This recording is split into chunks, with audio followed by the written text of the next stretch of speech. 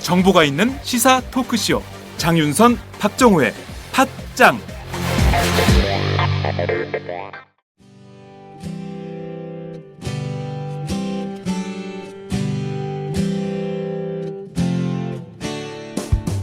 팟짱은 더 좋은 팟짱, 더 오래가는 팟짱을 만들기 위해 광고주를 기다리고 있습니다. 민주 사장님들 지금 전화 주세요. 문의 02733-5505, 내선 108번.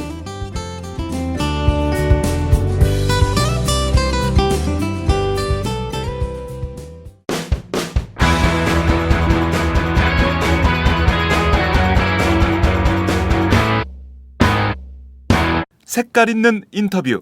색깔 있는 인터뷰 시작하겠습니다. 행정자치부는 지난달 22일 국가재정전략회의를 열었는데요. 2018년부터 시군세인 법인지방소득세의 50%를 도세로 전환을 해서 시군에 재분배를 하고, 또 조정교부금 배분 방식을 아예 재정이 열악한 시군에 유리하게 하는 지방재정 개혁 방안을 내놓았습니다. 관련해서 경기도 내 여러 지자체장들이 지금 정부 안에 적극 반발하고 있는 상황인데요. 오늘은 이재명 성남시장이 정부 서울청사 앞에서 1인 시위를 벌이기도 합니다. 이재명 성남시장 전화로 연결해서 자세한 말씀 들어보도록 하겠습니다. 시장님 나오 계신가요? 네, 안녕하세요. 이재명입니다. 네, 오랜만에 뵙겠어요. 뭐. 아, 그렇군요. 예, 그동안 잘 지내셨습니까? 잘 못 지내고 있습니다. 네, 저희도 잘 못 지내고 있었어요. 네, 인기 많은 네, 네. 이재명 시장님을 저희가 만나 뵙질 못해가지고 아이고, 눈병이 날 지경입니다. 이제 뭐 거의 매일 보지 않을까 싶은데요. 아, 그래요? 아, 저희에게 그런 행운을 주시는 겁니까? 그게 아니고 제가 광화문에 가서 살게 될 것 같아서. 아, 광화문에요? 아, 그렇군요. 예, 광화문으로 집결합시다, 여러분.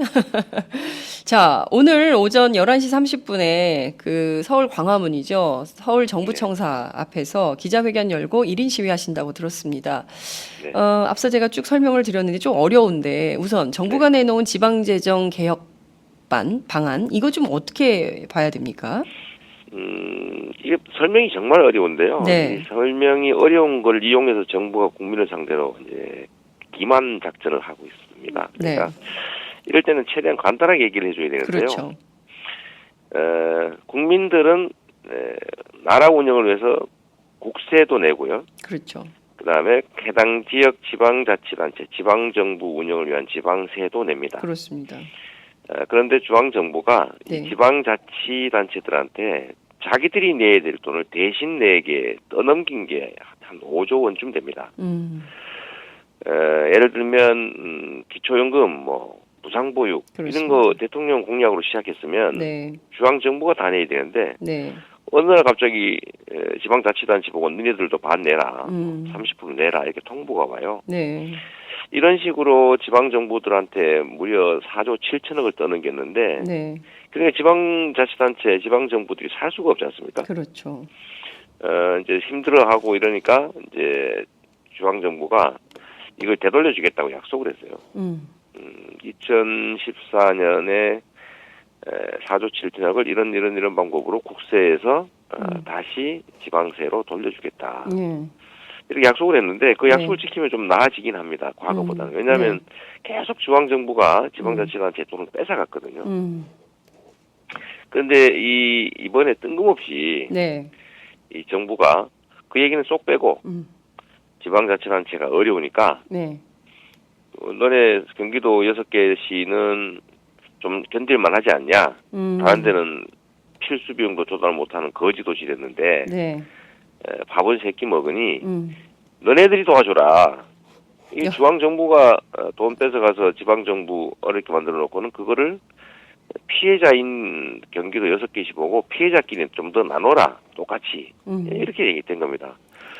이게 지금 5천억 정도, 그리고 내후년부터는 8천억 정도를 경기도 6개시 500만이 살고 있는 뭐 성남, 수원, 용인, 화성, 고양, 과천 이곳에 5천억, 8천억을 갑자기 뺏어가면 이 여기는 거의 뭐 모라토리움도 아니죠. 부도죠, 부도. 그런 상황으로 가게 되고요. 네. 그러니까 정부에서 기가 막히게 우리 부도납니다. 필수병이 부족합니다. 뺏기면 그랬더니 그것도 정부에서 그러면 뒤로 대줄게 이렇게 약속을 하는 거예요. 뒤로 대준다는 게 무슨 말입니까? 이게 뭐냐면 네. 전국의 지방자치단체는 두 종류가 있는데요. 네. 원래 해당 지역의 자치단체, 해당 지역 내의 지방세, 그러니까 해당 지역의 주민들이 내는 세금으로 네. 필수 경비를 조달할 수 있어야 되잖아요. 네, 네. 근데 정부가 맨날 돈을 뺏어가니까 전국의 226개 지방 기초자치단체 중에서 네. 경기도 6개 빼고는 다 비용을 조달을 못하는 거예요. 정부가 돈을 대주고 있습니다. 정부가 이제 교부세라는 이름의 보조금을 예, 주는데 물론 그렇죠. 국세로 내는 거죠, 국민이. 예. 근데 경기도 6개는 그래도 해당 지역 주민들이 내는 세금이 좀 많아요. 왜냐하면 땅값도 비싸고 그렇죠. 그러니까 취득세, 등록세 뭐 많이 내지 않습니까? 네. 왜냐하면 땅값 평당 10만 원짜리하고 평당 1000만 원짜리하고 비교가 안 되겠지요. 그럼요. 그러니까 한 10배, 100배 더 내고 있는 건데 네. 이거를 너희들은 돈이 많이 있어서 비용을 조달하고 있으니까 네. 비용 조달 못하는 곳에다 좀 나눠줘라 이런 희한한 얘기를 한 건데요. 이 아까 얘기한 대로 지방자치단체는 자기 비용을 스스로 조달하고 있는 게 정상이지 않습니까? 그럼요. 그렇게 만들어줘야 되고 네. 그걸 뺏어가면 안 되고 네.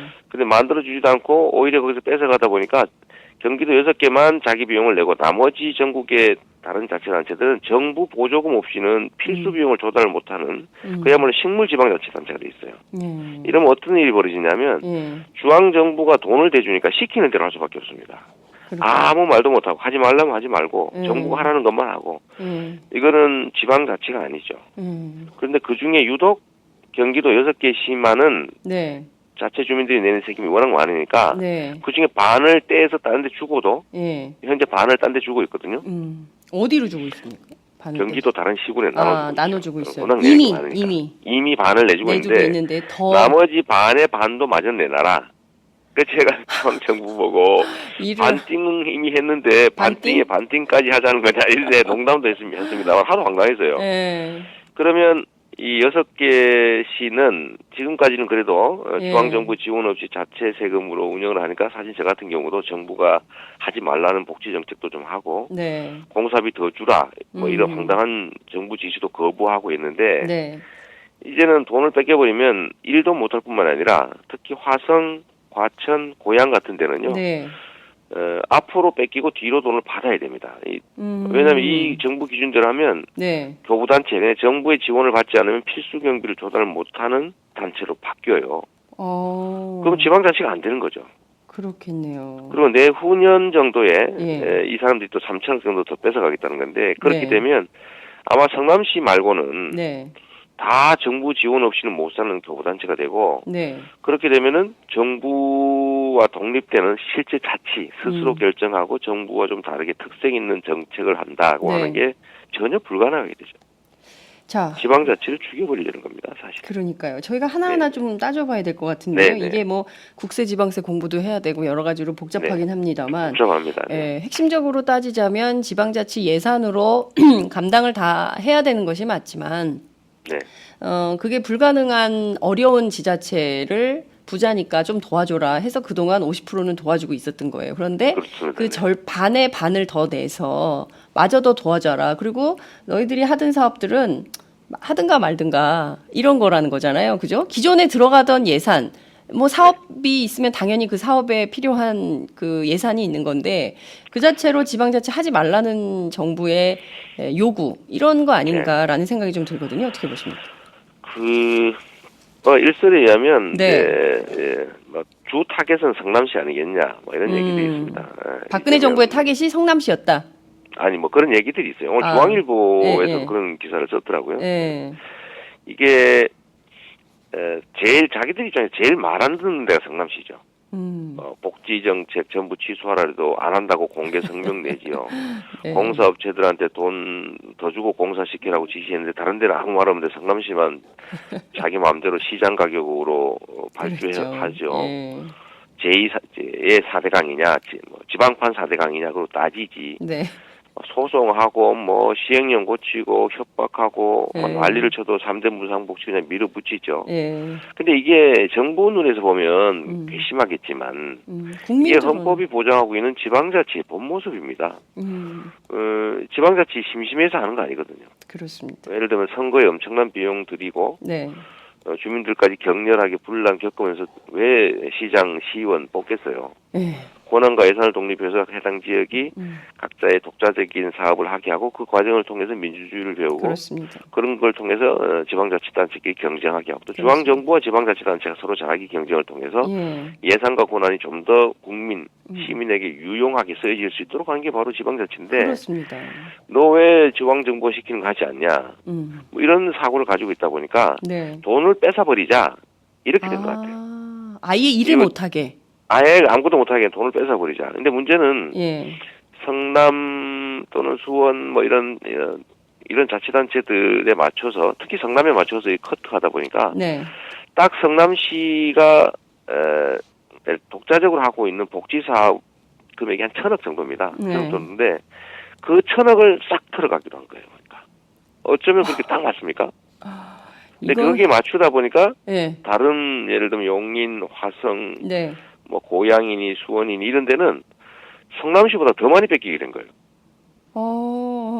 이 정부 규정에 따르면 그렇게 된다는 거죠? 네네, 황당하죠. 그러니까 네. 그쪽은 안 그래도 재정 상황이 이 성남보다는 더 낫다고 할 수가 없는 상황이니까 타격이 더 큰 겁니다. 그러니까 저는 주로는 이게 네. 야당 단체장들 수도권의 야당 단체장 이게 네. 경기도 6개시라고 하는데 네. 사실은 과천 한 개는 특이한 케이스고요. 예. 다 100만 도시들입니다. 그러니까 그렇죠. 수원은 120만이고요. 예, 예. 화성이 한 70만 정도 되는데 예.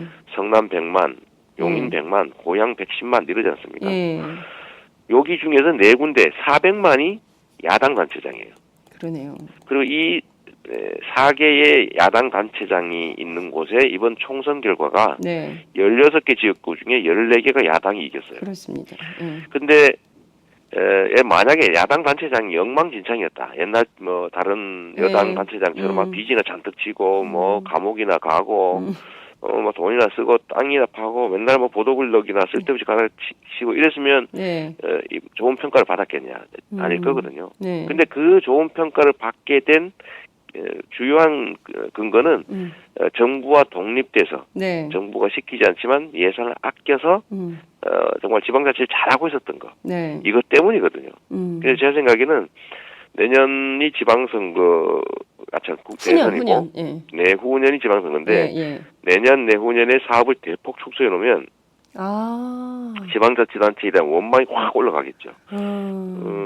주민들은 그 내용을 자세히 알기 어렵죠. 이게 정부에서 돈을 뺏어갔는지. 그렇죠. 왜냐하면 이때까지 4조 7천억을 뺏어가서 예.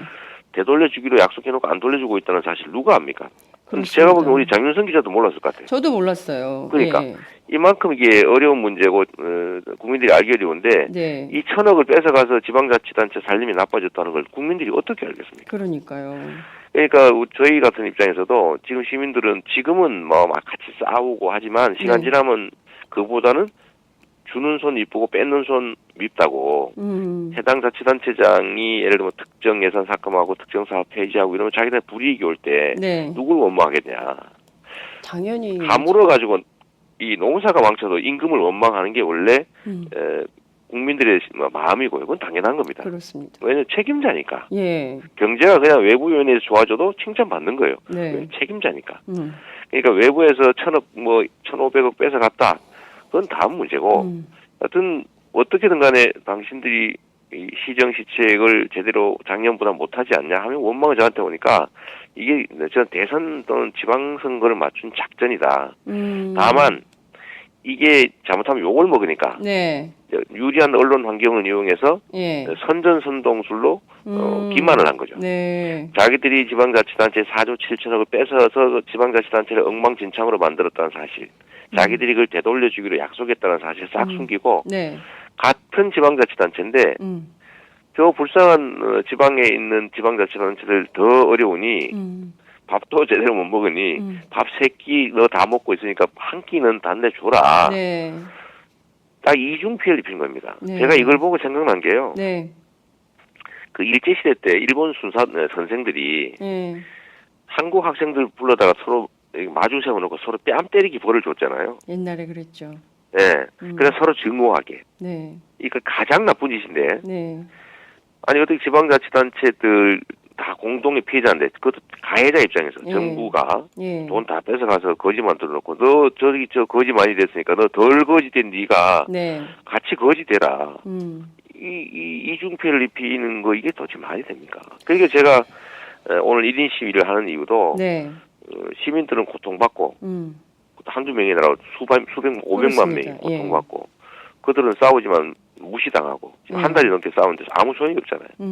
그러면 그 시정의 책임자인 시장들이라도 나서서 좀 일단은 공개적으로라도 의사 표명을 하고 그래도 안 되면 더 극단적인 수단을 찾아보자. 그래서 오늘 처음 저는 나가는 것이고 과천시장은 며칠 전에 했고 어제 화성시장이 그저께 했군요. 화성시장 1인 시위하고 릴레이로 고양 하시는 거죠. 화성시 뭐 수원시장 이런 데도 나서서 하실 것 같아요. 하여튼 언뜻 들으면 설득력 있는 거 맞는데 저는 정부 특히 정치 역량의 가장 나쁜 짓이 거짓말을 하는 겁니다.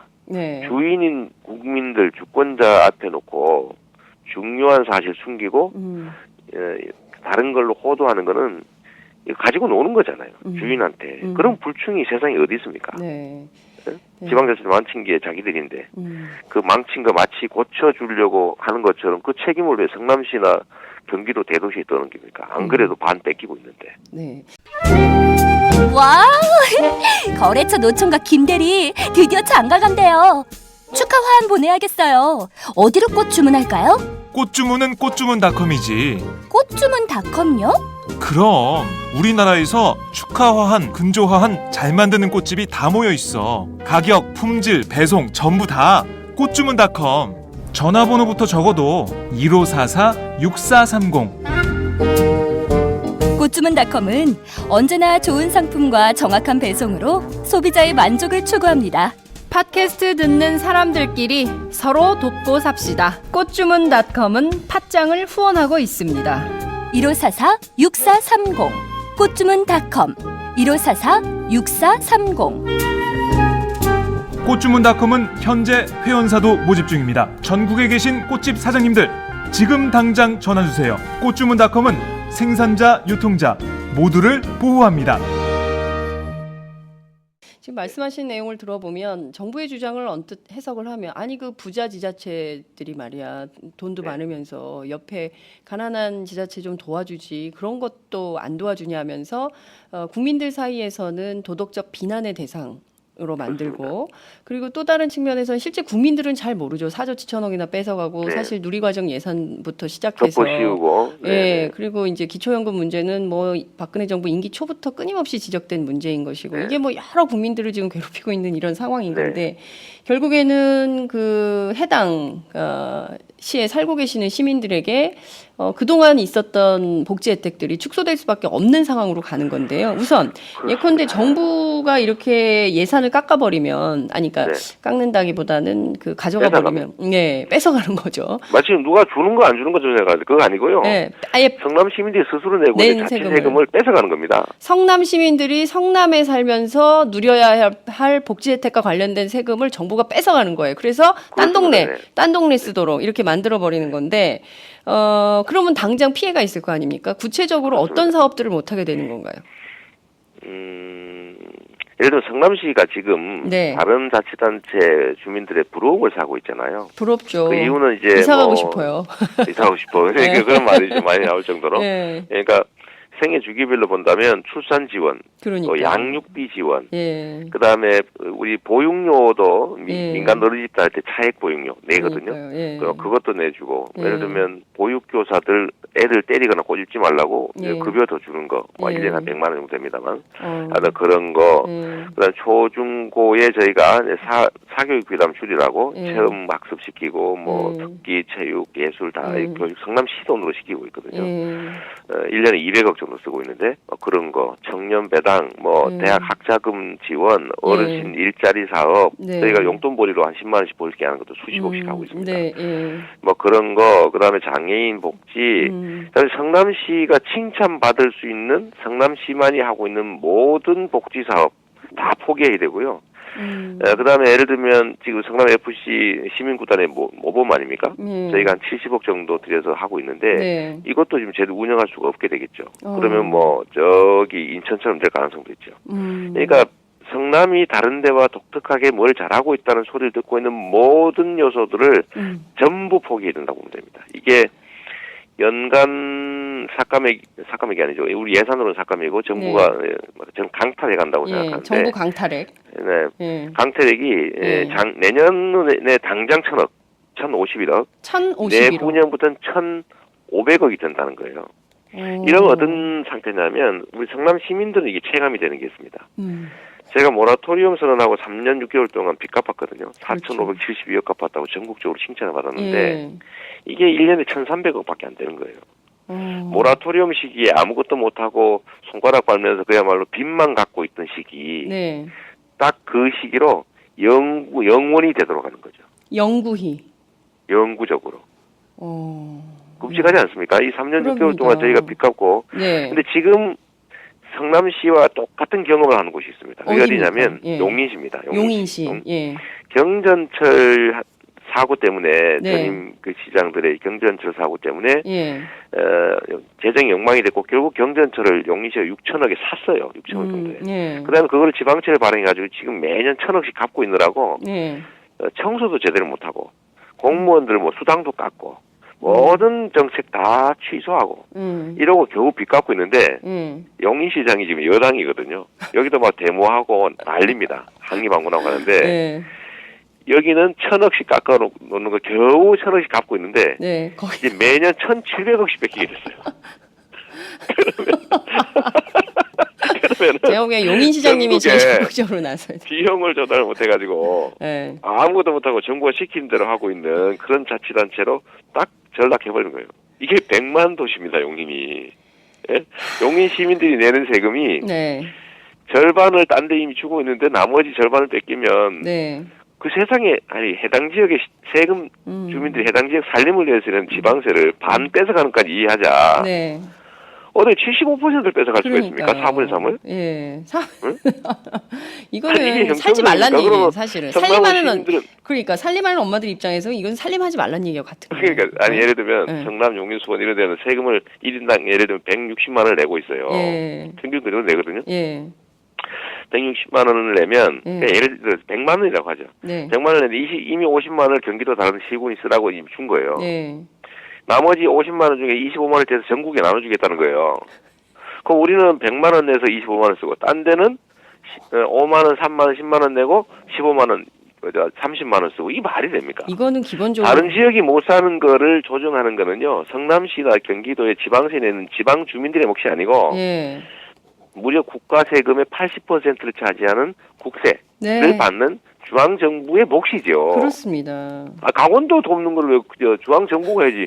성남 시민이 강원도 속초시를 도와야 됩니까? 아니 근데 이건 진짜 웃음밖에 안 나오네. 아니 왜 대한민국이 케냐를 도와야 되냐고요. 우간다?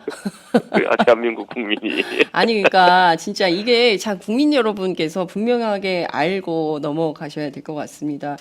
그 성남에 살고 있는 시민이고 100만 원의 세금을 내는데 차 떼고 포 떼고 다 해서 저 다른 동네 아니 물론 충분하다면 뭐 그렇게 도와줄 수도 있겠다라는 생각은 할 수도 있어요. 하나의 국가니까 단 그 책임은 국가에 있는 거지. 다른 지역을 돕는 해당 지자체에 있는 게 국가 아니죠. 세금을 내잖아요. 그러니까요. 국세도 내고 지방세도 내잖아. 386조 원 어디다 쓴 거예요 도대체? 386조. 올해 예산이 386조 원이잖아요. 국방 예산 42조 원이래. 작년에. 그거 가지고 침낭 10,000원짜리 16만 원 주고 샀다고 이런 짓 하느라고 다 돈 써버리고 말이에요. 그거 부족하니까 지방자치단체 그 몇 푼 안 되는 지방세에서 4조 7천원 뜯어가서 지금도 뜯어가서 쓰고 있거든요. 올해 것도. 또 뜯어가서. 그런데 어떻게 5천억 국가 예산의 수백분의 1 아닙니까? 수백분의 1. 800분의 1이 아닙니까? 800분의 1. 아니 이걸 뜯어다가 음. 저 지방자치단체 200 몇 군데 나눠주면 네. 단 지역에 한 10억에서 2, 30억 득을 봅니다. 음. 그러면 그 사람들이 살림 펴입니까? 대신에 6개 도시 500만 원 주고요. 네. 대한민국의 10%에 해당되는 인구고요. 이 6개 도시가 전라도 인구를 다 합친 거에 강원도 인구를 합친 만큼 되는 숫자입니다. 그렇게 인구가 많아요. 500만. 네. 이 500만인데 이 500만들을 희생을 시키는 거예요. 그것도 억울하게 저 사람들이 돈 많은 부자 도시인데 네. 안 내놓으려고 그런다. 저 시장 저 나쁜 사람이다. 그러니까. 그러면서 전국으로부터 고립시키려고 그러고 말이에요. 정부의 책임은 떠넘기고 자기들이 뺏어가지고 강탈해가지고 가난해졌는데 네. 그거 피해자들끼리 나눠 가지라고 그러니까 지금 재밌는 일이 하나 있습니다. 어떤 겁니까? 중앙정부가 이제 이간질을 하려고 네. 야, 저 성남시하고 6군데 잘 사는데 돈 뺏어서 너희 줄게 빨리 좋다고 성명서를 내라 이렇게 작업을 했어요. 다른 전국에. 전국에. 네네. 아. 그래서 저 어디 시군 지방의 시군이 네. 일부가 그것도 다 안 하고 일부가 네.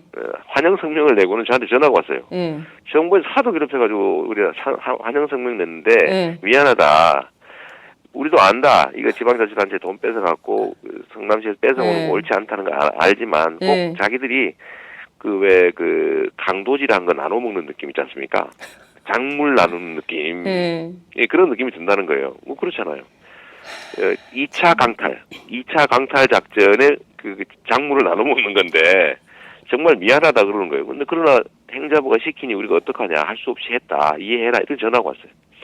그리고 다른 데는 찬성 성명도 내지도 않고 네. 경기도는요 31개 중에 네. 직접적 이익을 보는 곳인데 네. 27개가 반대 성명 냈습니다. 자치단체들이. 이거 싫다. 이건 근본적인 해결책도 아니고 정부가 원래 뺏어간 거 도로 내놓는 게 급선무다. 같은 피해자끼리 싸우기 싫다. 이거는 해결책이 아니다. 경기도 27개 시와 군이 성명을 냈다니까요. 근데 중앙정부가 지금도 작업하고 있어요. 작업을 하니까 네. 겁을 주는 거예요. 뭐라고 도보금에 불이익 준다? 뭐 이렇게 겁을 주니까 경기도 찬성 성명 냈던 곳 한 두세 군데 세 곳이 네. 찬성 성명 안 낸 걸로 쳐달라고 연락이 왔어요. 아니 공개적으로 발표됐는데 야, 이게 도대체 이게 나라 운영하는 겁니까? 이게 나라를 법과 제도에 의해서 국가 그다음 국민을 위해서 권력 예산 행사하는 게 아니고요. 사적 감정으로 감정풀이 하고 있어요. 감정풀이. 네. 이거는 그야말로 법치주의도 아니고요. 네. 헌정 질서도 다 깨졌고 네. 감정에 의해서 인치를 하고 있는 겁니다. 사람이 마음대로 하는. 이게 인치입니까? 조선시대에도 이러지 않았어요. 네. 인치입니까? 린치입니까? 인치. 야, 사람 마음대로 하는. 그냥. 그런데 조선시대도 이러지 않았다니까요. 네. 지금 사실 구의역 사고 때문에 그리고 또 남양주 사고 때문에 도대체 정부는 무엇을 하고 있는 것이냐.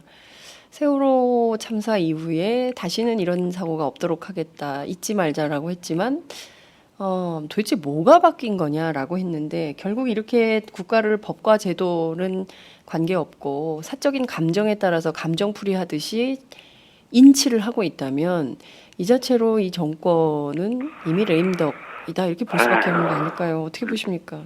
레임덕이 아니죠. 뭐 극단적 권력 행사를 하고 있는 거죠. 극단적 권력 행사. 물론 국민들이 이 내용을 제대로 알면 화가 내겠죠. 물론 저는 왜 이런지 감정적으로는 이해하는데 합리적으로 판단하면 네. 본인들도 손실을 입게 됩니다. 예를 들어 정치적 지지나 이런 데 균열이 올 수밖에 없거든요. 네. 500만 명이 네. 있던 혜택을 뺏겨보시고요. 예. 그렇다고 그러면 지금 자치단체장들이 가만히 있을 것 같습니까?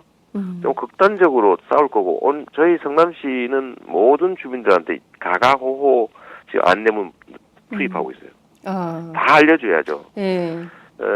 지금 이게 정부가 왜 이러는지 예. 저는 정부하고 성남시 또는 정부와 경기도 대도시가 너무 극명하게 대립되는 게 대비되는 게 있습니다. 그게 뭐냐면 여기는 수천억씩 심하게는 막 거의 1조 원에 가까운 빚들을 갚았어요. 새로 주로 야당 자치단체장들이 되면서 말이죠. 전임 새누리당 정부들은 엉망진창에다가 뭐 빚을 잔뜩 만들어 놓은 걸 빚을 수천억에서 거의 1조 가까이 갚았고 성남시도 4,500억 갚았죠. 네. 그러고 난 다음에 복지를 확대하고 있단 말이에요. 네. 지방자치단체는 증세를 할 수가 없잖아요. 중앙정부가 정하는 거 그대로 받는 거예요. 그렇죠. 중앙정부한테 예산을 뺏겨가면서 기초연금 떠안고 보육료 떠안고 무슨 매칭펀드 떠안고 계속 떠안으면서도 세금은 안 올렸다는 거죠. 근데 중앙정부는 뭘 했냐? 계속 서민 증세했죠. 네. 지금 담배값. 최근에 뭐 경유세 뭐 올린다고 또 난리 아닙니까? 예. 무슨 뭐 고등어세 어쩌고 얘기도 나오던데. 예. 참 너무 황당한 얘기고. 예. 담배세 올렸지 않습니까? 예. 실제 서민 증세했거든요. 네. 서민 증세하고 네. 빚은 무려 이 박근혜 정부 들어서만 150조 늘어났고요. 네. 재정 적자. 그렇습니다. 그 다음에 중앙정부가 하고 있던 복지 공약을 지키기는커녕 기존에 있던 복지 혜택까지 줄이고 있단 말이에요. 그러니까 빚을 늘리고 복지 줄이고 증세한 중앙정부. 네. 빚 줄이고 복지 늘리면서 증세 안 하고. 즉 박근혜 대통령이 말했던 증세 없는 복지를 진짜 지방자치단체는 해낸 거예요. 그러네요. 중앙정부는 완전히 반대로 갔고 이게 너무나 대비가 되고 물론 뭐 제가 약 좀 올린 건 있습니다. 뭐 네. 계속 뭐 중앙정부하고 비교되지 않냐. 예. 뭐 정부에 어. 돈이 없는 게 아니라 도둑이 너무 많은 거다. 방위비리 봐라. 그렇습니다. 4대강 봐라. 예. 자원외교 봐라. 그런 부정 그건 사실만 알려주신 거잖아요. 네. 네. 뭐 사실이잖아요. 예. 근데 그거 때문에 화가 나지 않았나. 대통령이. 그런 생각이 좀 듭니다. 그래서 그래서 이번 사태는 그냥 나름 감정도 있겠지만 저는 하나의 일련의 계획선상이 있다고 본 거예요. 이 작전이 총선 끝나고 열흘 후에 전격적으로 발표됐습니다. 네. 열흘 동안 준비했을 리가 없거든요. 그 전에 준비했겠죠. 그 전에 예상되는 결과는 뭡니까? 새누리당이 180석이냐 200석이냐 하고 있었죠. 예, 그렇습니다. 그래서 지방세법까지 국회에서 개정해가지고 아예 8천억까지 뺏어서 완전히 거지를 만들자 이 작전을 발표를 했는데 이게 교육 자치 침해한 누리과정 예산 떠넘기기와 관련이 있습니다. 그게 무슨 얘기냐면 네. 현재 박근혜 정부는 박정희 정권의 정신적인 후예들 아닙니까? 박정희 정권의 후예. 네, 그렇죠. 그렇죠. 뭐 군사 예, 독재 정권의 사고를 그대로 갖고 있죠. 예. 독재 정권의 마인드는 국민들이 딴 생각을 하면 안 돼요. 중앙정부가 시킨 대로만 생각해야 돼. 그런데 이 사람들이 교과서를 이것저것 배우고 하니까 이 역사적 사건을 놓고도 이 생각 저 생각이 많단 말이에요. 네. 그리고 정부 하라는 대로 그대로 안 따라오고. 음. 그래서 교과서를 국정화하기로 한 겁니다. 역사적 인식을 통일하자 국민들을. 한 가지 생각만 해라. 국민교육 현장 외우게 하듯이. 요게 교과서 국정화예요. 두 번째는 교육청들이 독자적인 교육 사업을 하기 시작한 겁니다. 이게 위험하잖아요. 자기들 입장에서 보면. 네. 딴 생각하니까. 네, 뭐 민주주의 교육도 시켜버리고 말이에요. 예. 원래 국민은 주인이 아니라 대상인데 주인이라고 자꾸 가르치면 큰일 나잖아요. 그래서 그런 거 아예 못하게 예. 돈을 뺏어버린 거예요. 그게 누리과정 예산을 떠넘긴 거죠. 시행령을 고쳐가지고. 네. 법에 없는 시행령을 만든 거 아닙니까? 예. 근데 떠넘겨가지고 교육청들이 수조 원을 떠안아버렸으니까 이제 독창적 교육을 할 수 있는 여지가 없어져 버렸어요. 명목은 교육 자체인데 실제는 국가 교육이 됐죠. 네. 세 번째 단계가 지방자치단체들이 그나마 살아가지고 까부는 데가 6군데가 있습니다.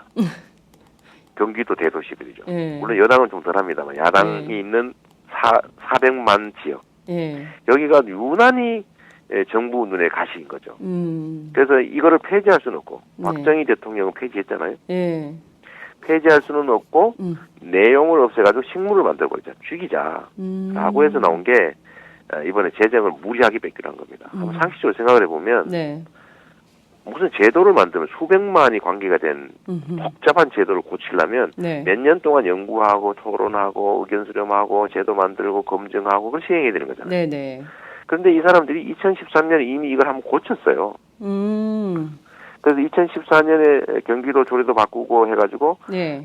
그때 당시에 이미 일부 재정 조정을 해서 경기도 대도시들이 일부 경기도에 양보를 했습니다. 아하. 수백억을. 네. 양보를 했는데 지금 그거 시행한 게 작년 초였거든요. 네네. 딱 또? 1년 4개월 만에 또 갑자기 이렇게. 전면적인 이 제도 변경을 발표한 거예요. 음. 1년 4개월 동안 무슨 준비를 했겠습니까? 음. 그리고 제도를 시행하려면 네. 유예 기간을 둬야지. 그렇죠. 숙려 기간. 아니 개인도 너 월급 100만 원 깎는다 그러면 석 달 후부터 깎는다든지 뭐 예를 들면 다음 달엔 10만 원, 그 다음 달에 20만 원 이렇게 깎아야지. 아니 300만 원 받는 사람한테 갑자기 100만 원 깎아 너 200만 원 살아? 이러면 살 수 있습니까? 그럼요. 못 살죠. 매달 쓰던 게 있는데. 그럼요. 근데 세상에 정부를 음. 특별한 이유도 없이 당장 내년부터 1,000억, 내후년부터 1,500 무조건 깎는다 이렇게 발표하고 무조건 강행 이렇게 하는 거는 의도가 있는 거죠. 예, 분명한 의도가 지방 정부 실패를 유도해서 음. 중앙 정부 실패를 감추고 음. 내년에 있을 대선과 내후년의 지방선거에서 해당 자치단체장들을 괴롭히기 위해서 실패를 시켜서 지지를 떨어뜨리려고 한 거죠. 네. 결과적으로 보면 박근혜 정부가 상당한 정치적 의도를 가지고 네. 결국에는 국민 피해죠. 500만에 달하는 경기도의 대도시에 살고 있는 500만 시민들에게 복지 혜택 혹은 그 밖에 다른 예산 지원 혜택을 줄이면서 결국에는 이게 야권에게 불리한 정치 구도를 만들기 위한 목적이 분명하다. 이렇게 보시는 거예요. 그렇습니다. 좀 그런데 너무 거칠고 네. 너무 극진적이고 네.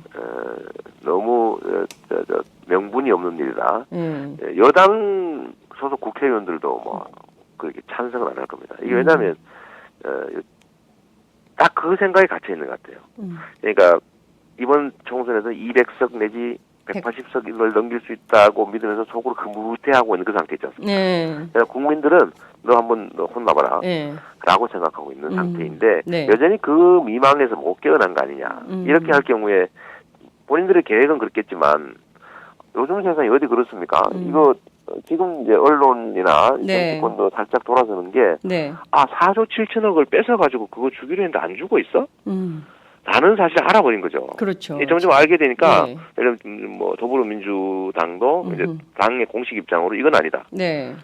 못하게 맞겠다 이렇게 발표하고 저희가 어제 국민의당 천정배 대표하고 비공개 면담을 했는데 뭐 네. 면담 사실은 뭐 이거 공개해도 되는 거니까 거기도 똑같은 얘기를 했고요. 거기도 시행령으로 어떻게 대통령이 지 마음대로 막 뺏었다 줬다 교부단체 만들었다가 불교부단체 만들었다가 비자립단체 만들었다 자립단체 만들었다 하다못해 100% 다 뺏어갈 수 있는 거 아닙니까? 이대로 하면 이건 옳지 않다. 성남 시민이 내는 세금 지금 75%만 갖게 하겠다. 성남에 쓰게 하겠다 이런 건데 이제 0.5%만 남겨오고 99.5% 딴 데 주겠다고 대통령이 만들어도 되는 거거든요. 앞으로 현재 제도상 그거 옳지 않다. 그런 거 공감도 하고 하여튼 그럴 정도로 중앙 언론들도 이제는 이거 아니다. 뭐 이렇게 쓸 정도가 됐으니까 국민들 바보 아닙니다. 뭐 전 정부가 더 이상 이 국민 혼란, 국민 고통 주지 말고 서로 손해볼 일을 할 필요 없잖아요. 정치적으로도 그 정부에 덕되는 일이 아닙니다. 이제는 좀 출구 전략들을 서로 찾으면 좋겠어요. 그리고 저희는 목숨 걸고 싸워야 될 판이고.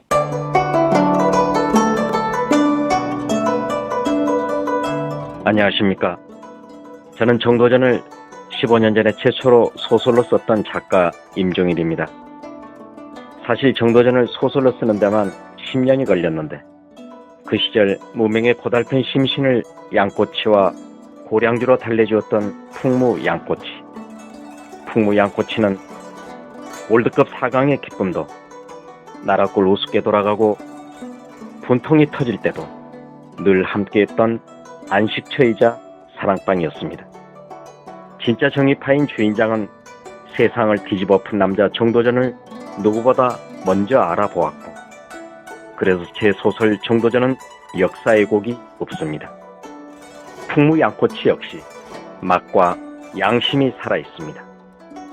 좋은 사람끼리는 꼭 만나야 합니다. 어떻습니까? 오늘 풍무 양꼬치에서 만납시다. 2호선 구로 디지털 단지역으로 오세요. 예약 문의 02809-9292 02809-9292. 팟짱 애청자라고 하시면 정성 가득 담긴 서비스도 나갑니다.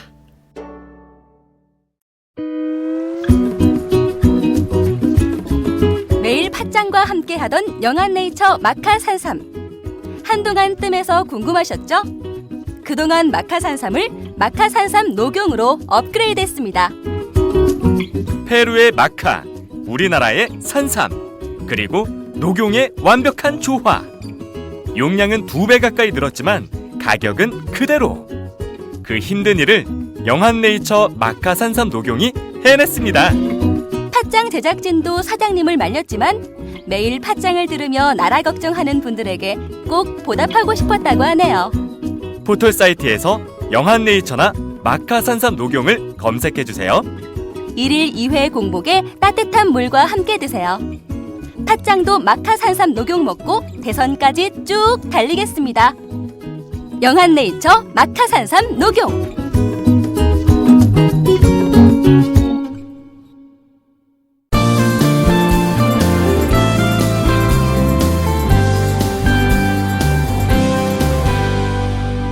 지금 여러분은 장윤선, 박정우의 팥장을 듣고 계십니다. 그러니까요. 이렇게 네. 직접적으로 나서 주시니까 500만 시민들에게 돌아가는 피해가 어떤 건지도 구체적으로 국민들이 체감하게 되고요. 네. 이 문제를 어떻게 볼 것인가에 대한 관점도 분명해지는 것 같습니다. 네. 시간이 다 돼서 한 가지만 또 여쭙겠습니다. 어제 뭐 최근에 아주 참담한 문제들이 계속 SNS에 돌아다니는데 바로 저소득층 소녀들의 생리대 문제였습니다. 저는 정말 충격을 받았는데요. 신발 깔창이라는 것은 전 상상도 할 수 없는 일인데 그런 정도에 놓여 있는데 우리는 몰랐습니다. 생리대비를 지원하겠다라고 나서셨어요. 제가 보기에는 지자체 중에는 처음인 것 같습니다. 제가 사실 좀 늦었죠. 이게 이제 안 그래도 진짜 포퓰리즘이란 예를 들면 행정적 또는 뭐 정책적 타당성이 좀 부족하거나 검증되지 않은 상태에서 대중들의 이제 일시적인 요구 또는 뭐 대중들의 요구에 즉각적으로 따르는 이게 그 좋은 모양은 아니어서 저도 첫 번째는 설마 했고요. 아니 요즘 세상에 그럴 리가. 대한민국 복지가 그 수준이겠냐 설마 했고 두 번째로는 너무 즉자적 반응을 보이는 걸 좀 바람직하지 않다고 해서 좀 미뤘는데 사실은 제가 또 하도 이제 SNS니 이런 데 막 쪽지들이 막 날라오는 거예요. 아니 왜 이재명 시장이 이런 문제에 대해서 아무 말도 안 하냐. 실망스럽다. 지원해라. 아니면 또 이런 것까지 우리가 지금 모금해서 해줄게. 아니면 성남시에다가 우리가 생리대를 공급을 하겠다. 민간 차원에서. 이런 것들이 막 오는 거예요. 그래서 저희가 이거 좀 저희도 알아보니까 실제 그런 상황이 발생할 수 있다는 게 확인이 되더라고요. 그래서 이게 현금 지원을 하니까 예를 들면 관념 부족일 수도 있는 거죠. 예를 들면 아버지하고 혼자 산다든지 아버지와 딸이 혼자 사는데 초경을 시작했는데 그거 서로 모르잖아요. 모르죠. 그러니까 그럴 수가 있겠구나 이게. 그래서 저희가 이제 발표를 하긴 했는데 내년부터 저희는 이제 왜냐하면 이게 복지부하고 협의해야 돼요. 협의 절차를 거쳐야 됩니다. 이것도요? 노래도 만들어야 되고. 아니 이것도요? 뭐든지 지금 작년에 그런 제도를 만들어놨죠. 뭐든지 정부하고 협의해야 된다. 사실은 합의로 마음대로 해석을 해가지고 동의 안 하는 거 못하게 하겠다. 지금 정부가 이래서 싸우고 있긴 합니다만 여튼 협의해야 되는 거 맞아서 이러겠다는데 왜 이걸 막는지 정말 이해할 수가 없어요. 진짜 정부가 지키는 거 말고 하지 말라는 거예요. 하여튼 협의해야 되고 조례 만들어야 되고 예산 편성해야 되니까 저희 행정기관은 시간이 많이 걸리니까 내년부터는 시행을 하겠다.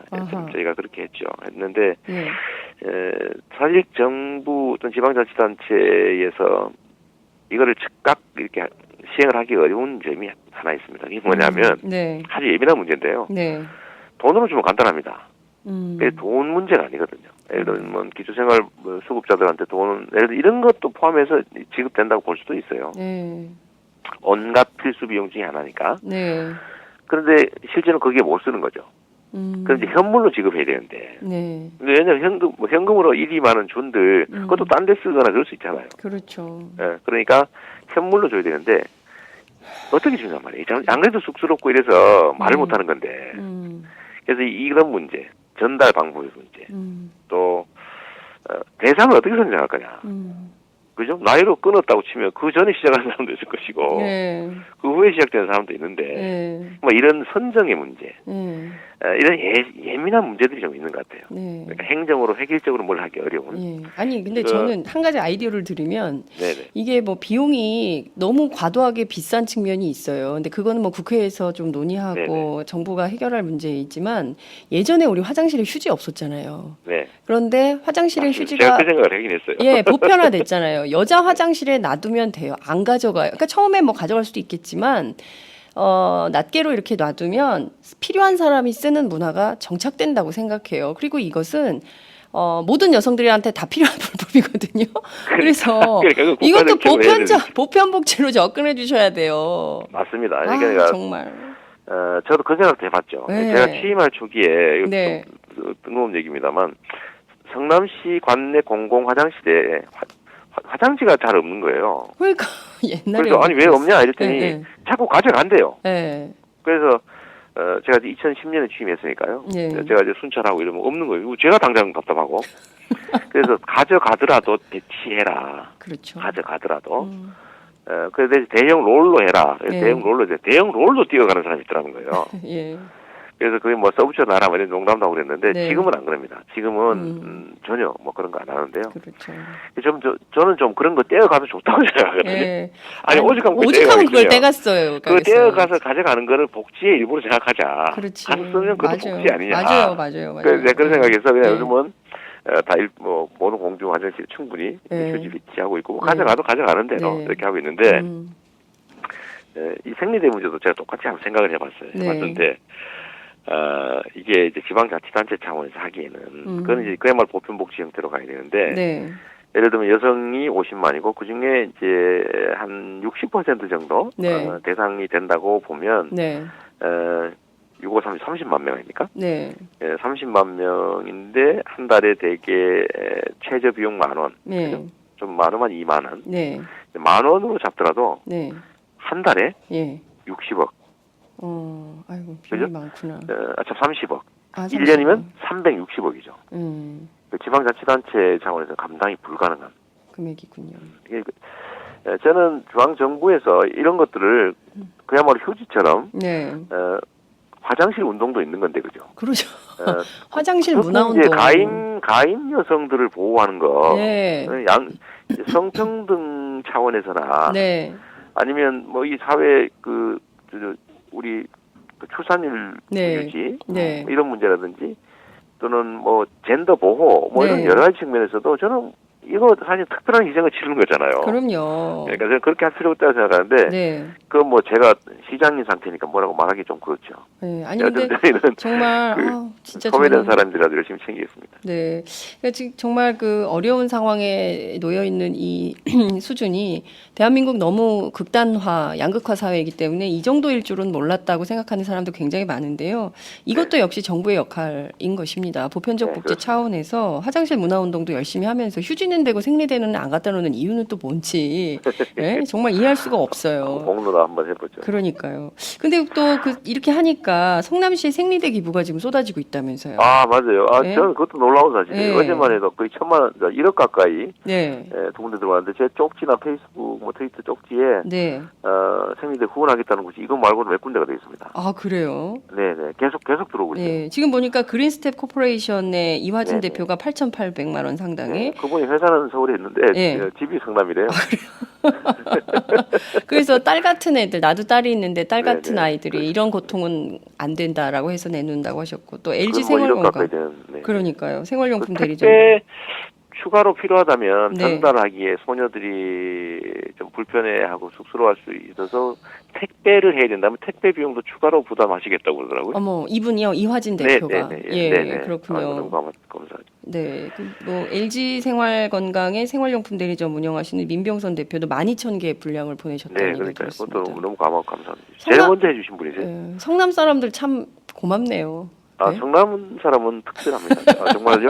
제가 이게 자랑이 아니라 성남 시민들의 네. 자긍심의 결과인 것 같아요. 성남은 네. 다르다. 음, 성남이 하면 대한민국의 표준이 된다. 그러니까 시장 정부는 못해도 성남은 한다. 뭐 네. 성남은 이상하지 않아. 이런 얘기들이 시민들의 자긍심을 되게 높인 측면이 있고요. 네. 우리는 다른 사람이 못하는 거 우리가 한다. 뭐 그런 생각들이 좀 상당히 자리 잡은 것 같습니다. 그러니까요. 이게 참 제가 제일 자랑스럽게 생각하는 부분이에요. 저는 성남 사는 거 부러워하는 사람도 많았거든요. 옛날에 철거민 도시라고. 철거민 요즘 또 도시. 분당분이나 판교분들이 네. 성남인데 분명히 성남이라고 안 그러고 분당이라고만 얘기했는데 네. 요즘 상당수 이제 주민들이 분당 산다 이기보다는 성남 산다는 얘기를 더 자랑스럽게 생각하게 됐다고요. 정말 시장 하나 잘 뽑아가지고 사람들이 보는 혜택이 너무 많잖아요. 지금 우리 시민들의 의식 수준이 높고 잘 견뎌지고 협조만 해주고 그러니까요.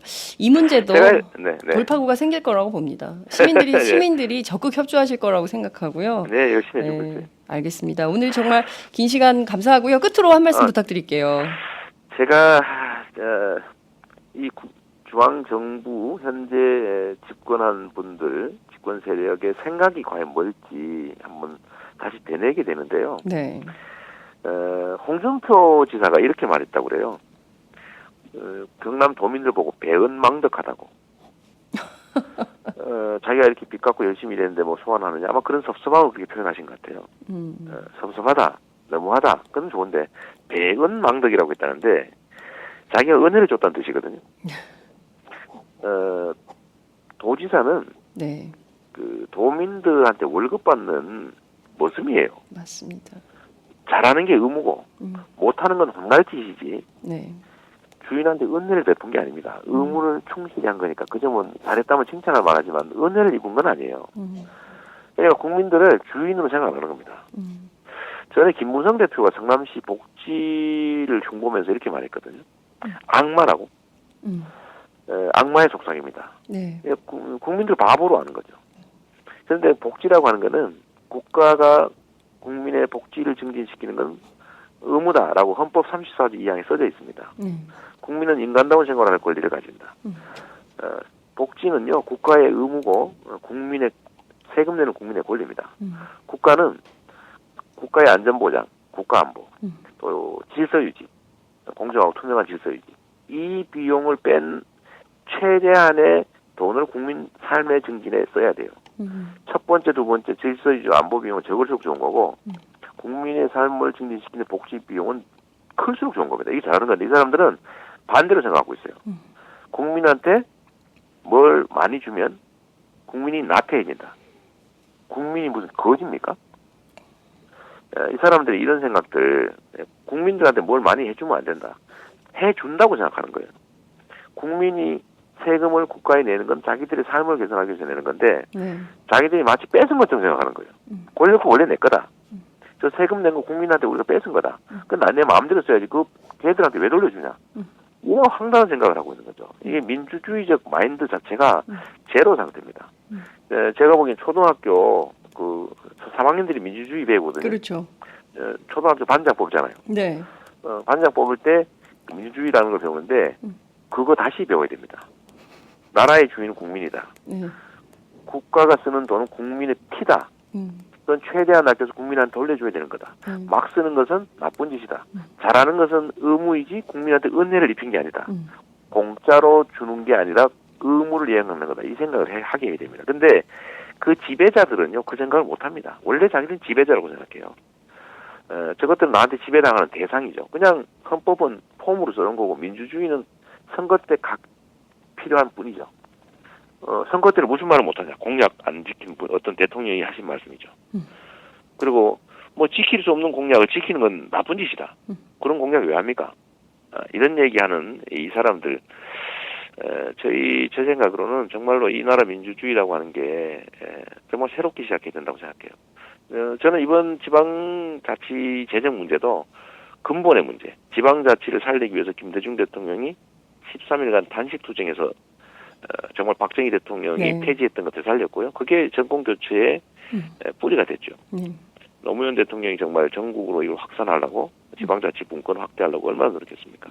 그게 우리 사회를 발전시켰는데 이 박근혜 정부는 폐지는 불가능하니까 끊임없이 지방자치단체의 재정을 뺏어가지고 자치권을 말살해봤는데 이번엔 아예 그나마 견디고 살아 숨쉬고 있던 6곳 또 아예 그냥 산소호흡기 없으면 살 수 없는 식물지자체로 만들어서 지방자치라고 하는 걸 근본적으로 없애버리려는 시도를 하고 있는 겁니다. 그래서 국민 여러분들이 이거를 경기도 6개씩 문제, 아이고 이재명 시장이 돈 많아서 잘했나 보다 이런 생각 하시지 말고 네. 지방자치, 민주주의를 파괴하는 반역사적 행위가 지금 이루어지고 있다 이렇게 좀 생각해 주시면 고맙겠어요. 네. 아유, 말씀하신 대로 오늘 이 한 꼭지 팟짱의 이재명 시장님 인터뷰만 딱 들으면 지금까지 있었던 그런 혼란들이 딱 일거에 정리가 될 것 같습니다. 굉장히 많은 분들이 아침 일찍부터 댓글로 응원 메시지 주셨는데요. 딱 한 가지만 소개할 게 너무 많아가지고요. 네. 이상기온으로 더운 샌프란시스코 옆 동네 오클랜드에 삽니다. 이재명 시장님 들을수록 한국에서 투표할 수 없는 것이 너무나 아쉽습니다. 40여 년 이민 생활 다 정리하고 성남으로 역이민 갈까 생각 중입니다. 제가 그분한테 한 말씀 드리고 싶은데요. 네. 오클랜드에 있든 화성에 있든 상관이 없어요. 요새는 선거 때 투표 한 표 하는 게 중요한 게 아니고요. 그것도 물론 중요하죠. 그보다 더 중요한 거는 평소에 이런 사실들을 주변에 알리는 거예요. 요즘 뭐 SNS 얼마나 발달했습니까? 친구 많이 만들어서 이거 한 번만 알려주는 게 엄청나게 크게 도와주는 거죠. 그때 한 표 하는 것보다는 10사람, 100사람이 한 표를 찍게 만드는 게 훨씬 더 낫지 않을까? 그 말씀 꼭 드리고 싶네요. 네, 이재명 시장님 강조하는 게 있어요. 손가락. 네, 손가락 혁명. 네, 손가락 혁명, 손가락 혁명 운동에 모두 함께 동참하는 아침이 됐으면 좋겠습니다. 시장님 말씀 잘 들었고요. 잠시 뒤 11시 30분에 저희 현장에서 또 뵙도록 하겠습니다. 네, 감사합니다. 힘내시기 바랍니다. 응원하겠습니다. 고맙습니다. 네, 고맙습니다. 네, 네, 네. 지금까지 이재명 성남시장과 함께했습니다. 오늘도 오마이뉴스 10만인 클럽 후원 회원님들의 발길은 이어지고 있습니다. 국민이 속지 않고 믿을 수 있는 언론을 기대합니다. 시민을 위한 언론, 오마이뉴스가 진보 종편으로 꼭 성공하기를 빕니다. 시민들의 판단에 위한 충실한 진실 전달자가 되어주세요. 민주주의가 왜곡 후퇴하는 이 불의하고 참담한 현실이 하나하나 타개되길 소망합니다. 오마이뉴스를 믿고 응원합니다. 장윤선, 박정호의 팟짱 후원하시는 10만인 클럽 회원님들의 가입 동기입니다. 참 절박하죠? 오마이TV가 보수 정편이 외면한 진실을 생생하게 전달하겠습니다. 내 손 안에 스마트 진보 종편, 월 1만 원이면 됩니다. 지금 바로 전화주세요. 02733-5505, 내선 번호는 0번, 공용 핸드폰은 010-3270-3828입니다. 정권과 자본 앞에 할 말하는 당당한 오마이TV. 팍팍 밀어주세요!